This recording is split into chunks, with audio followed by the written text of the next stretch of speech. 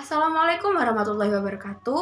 Perkenalkan, nama saya Ulidis Dawafi dari kelas Ekonomi Syariah 4, NIM E 2018-2196.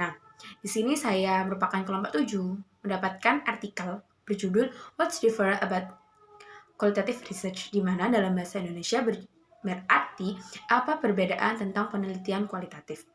Dalam artikel ini, penulis melakukan penelitian terhadap narasumber yang sebelumnya telah menerbitkan artikel kualitatif guna mengidentifikasi perbedaan antara makalah kualitatif dan makalah kuantitatif.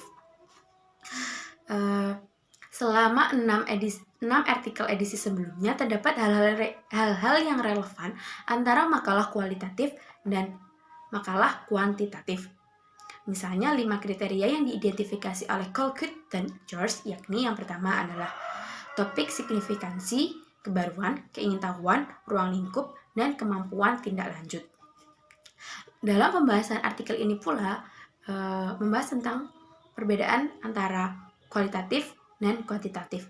Misalnya dalam kualitatif biasanya tidak mengalami masalah pengukuran, operasionalisasi, dan spesifikasi model yang diidentifikasi. Terima kasih. Assalamualaikum warahmatullahi wabarakatuh. Nama saya Muhammad Fadil, NIM E 2018-2187. Di sini saya akan menerangkan bangun teori secara induktif. Sebagai besar makalah kualitatif menunjukkan teori dengan pembagiannya secara induktif. Meskipun data kualitatif dapat digunakan untuk penguji teori atau deduksi juga. Bagian depan yang pendek dan serbaguna. Bagian depan artikel kualitatif biasanya mencakup mengenal tinjauan pustaka dan mengembangkan teori baru melalui hipotesis.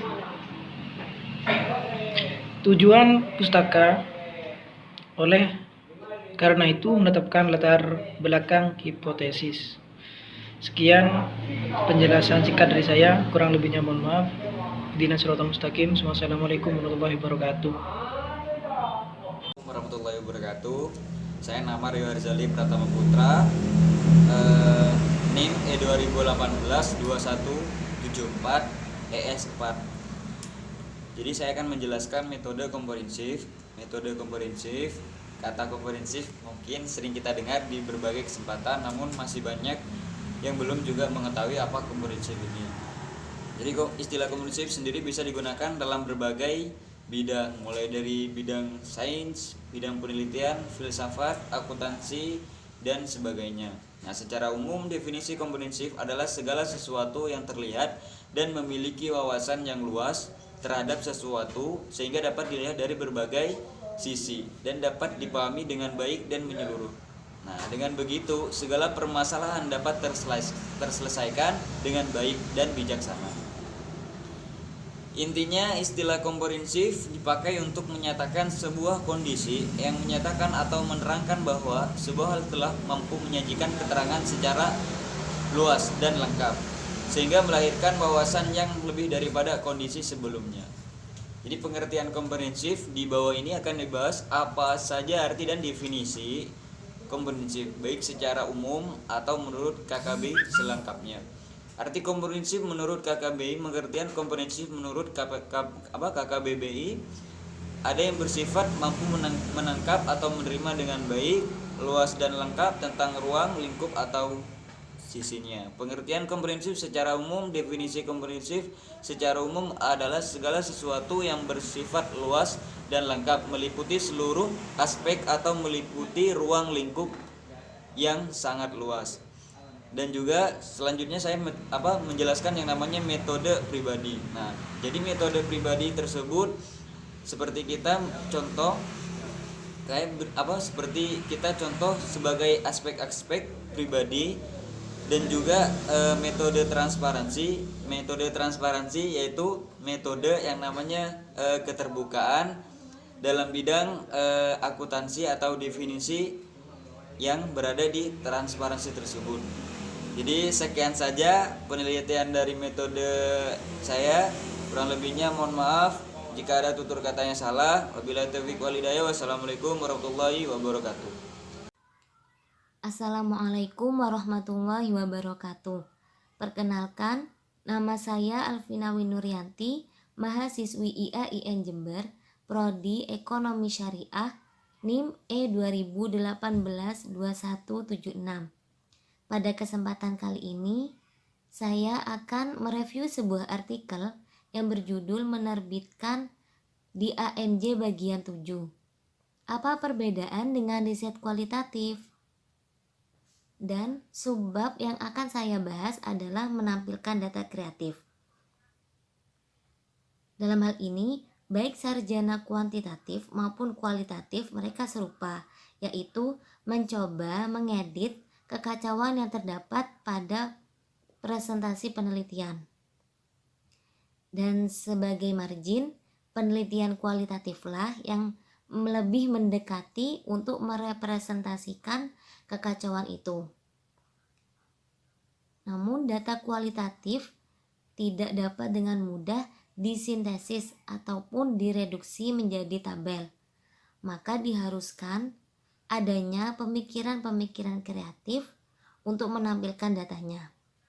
Dan hal yang terpenting adalah data yang ada harus ditampilkan, bukan hanya dideskripsikan, guna membantu pembaca untuk mengintegrasikan antara data dan teori, yang mana pembaca akan menghubungkan antara data yang mentah dengan data yang dianalisis, dan data yang dianalisis dengan teori yang muncul.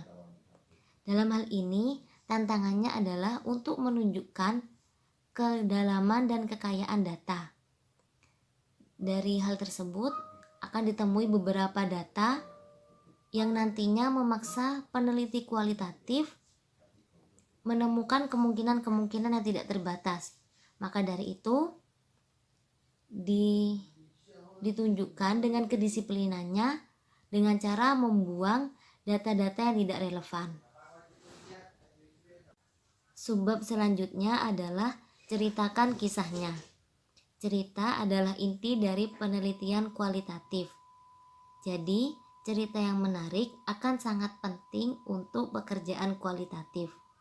Selanjutnya, akun data disambung dengan akun teori, data, dan teori muncul hampir episodik. Dari akun tersebut, penelitian kualitatif mencoba untuk membuat narasi, yaitu narasi teori yang terdiri dari teori saat ini dan teori yang muncul. Kemudian narasi data yang menggambarkan pengumpulan, analisis atau metode, dan data aktual, hasil atau temuan. Pembahasan selanjutnya adalah dua narasi yang berkontribusi bersama pada kisah yang menyeluruh. Dalam hal ini, dua narasi tersebut adalah narasi data dan narasi teori. Artikel kualitatif menceritakan kisah yang menarik melalui narasi data dengan menggambarkan ketegangan melalui pertanyaan provokatif dan membangun plot, serta melalui narasi teori dengan memberikan penjelasan dan kesimpulan yang menarik bahkan provokatif. Dalam hal ini, data berfungsi untuk memberikan konteks teori dan menggambarkan fenomena secara mendalam. Sedangkan teori berfungsi sebagai memberikan makna pada data dan mengungkap fenomena dalam cahaya baru. Pembahasan yang terakhir adalah kisah unik dan menginspirasi. Dalam penelitian kualitatif, terdapat sebuah cerita yang menarik, bagus, dan mendorong batas yang didapat melalui data dan narasi teorinya. Narasi data menempatkan data dalam konteks yang unik serta menarasikan dengan terampil, sedangkan narasi teori harus memberikan kontribusi yang signifikan, yaitu baik melalui wawasan wahyu maupun yang berguna secara ilmiah. Cukup sekian penjelasan dari saya. Apabila terdapat kekurangan, mohon maaf. Wassalamualaikum warahmatullahi wabarakatuh. Ya, saya di sini sebagai Muhammad Nur Sodik akan meneruskan pada bagian kelima, yakni terima proses bukan rencana. Riset kualitatif ialah tentang persiapan yang cermat, di mana dalam pelaksanaannya yang tepat memiliki rencana yang telah ditetapkan pada awal, yakni sebelum melakukan riset itu sudah ditetapkan sejak dari awal. Yang intinya penelitian kualitatif ini tentang menggali sebuah ide. Alat, teknik, dan proses dalam penelitian ini sangatlah bervariasi. Bukan hanya ada pada awal, melainkan sepanjang proses pembuatan. Baik itu termasuk di dalamnya yakni proses penulisan. Ketika melakukan penelitian ini, yakni penelitian kualitatif, hal yang sering terjadi atau yang muncul ialah sebuah gagasan ide atau narasi ide ketika proses pembuatan sebuah makalah itu hampir selesai. Nah, ini yang menjadi masalah ketika hal ini terus berulang, di mana bertentangan dengan perencanaan yang ada pada awal. Oleh karena itu, dalam proses ini ia hanya menerima proses, artinya tidak menerima rencana dari awal. Ya, selanjutnya penyerahan. Sebagian besar penemuan yang terjadi ketika seorang penulis bahwa ia sedang menulis, ia mengidentifikasi celah yang tersisa. Nah, inkonsistensi inilah dan pertanyaan yang memerlukan eksplorasi lebih lanjut atau penelitian lebih lanjut. Seperti yang telah dijelaskan, proses yang sangat berulang ini seringkali dipertahankan melalui proses peninjauan atau untuk makalah yang dikirimkan. Nah, peninjau di sini sering menjadi kreator, namun ia tidak diperkenankan untuk menjadi rekan penulis.